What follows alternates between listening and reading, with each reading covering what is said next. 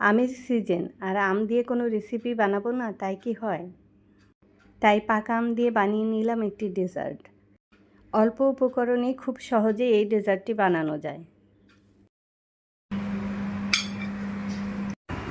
আসসালামু আলাইকুম। আজকে নিয়ে আসলাম পাকা আমের একটি রেসিপি, পাকা আমের জেলো পুডিং। মাত্র 4টি উপকরণেই তৈরি করতে পারবেন এই রেসিপিটি। থাকছে 4টি পাকা আম, 1 লিটার দুধ, তারপর থাকছে চিনি আর আগার আগার পাউডার। এই 4টা উপকরণেই তৈরি হয়ে যাবে এই রেসিপিটি। খুবই সহজ। তাহলে আসুন দেখে নিই কীভাবে বানাবো এটি। প্রথমে 1 লিটার দুধের সাথে হাফ কাপ চিনি দিয়ে জাল করে নেব।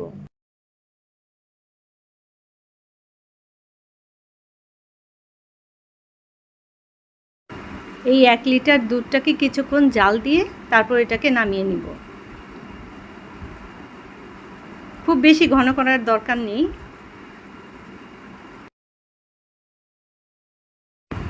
এখন এই 4টা পাকা আমকে কেটে ব্লেন্ড করে নিই।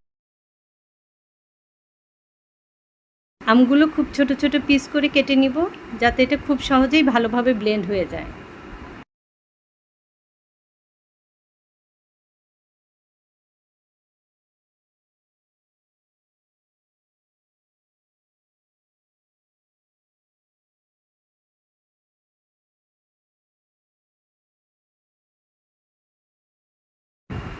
আমের পিউরিটাকে খুব ভালো করে ব্লেন্ড করে নিব।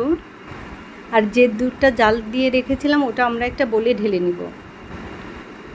এখন এই হাঁড়িটার মধ্যেই আমরা আবার আমের পিউরিটাকে জাল দিব। আমের পিউরিটা জাল দেওয়ার কিছুক্ষণ পরে আমরা বলে থেকে আবার খানিকটা দুধ নিয়ে ওই দুধ সহ আমের পিউরিটা জাল দিব।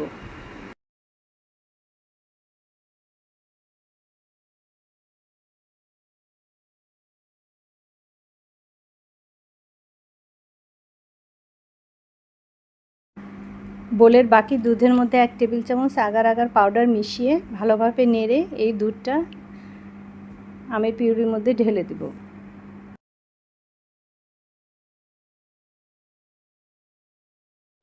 এই মিশ্রণটা নাড়াচাড়া করতে করতে যখন খানিকটা ঘন হয়ে আসবে তখন এটি নামিয়ে নিব। সার্ভিং বলে ঢেলে আমরা ঠান্ডা হওয়া পর্যন্ত অপেক্ষা করব। তারপর দেখবেন এটা কি সুন্দর জমে গেছে। ঘণ্টাখানেক ফ্রিজে রেখে আমরা পরিবেশন করব।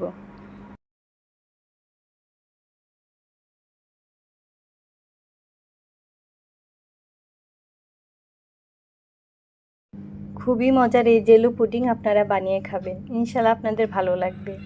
সবাই ভালো থাকবেন। আসসালামু আলাইকুম।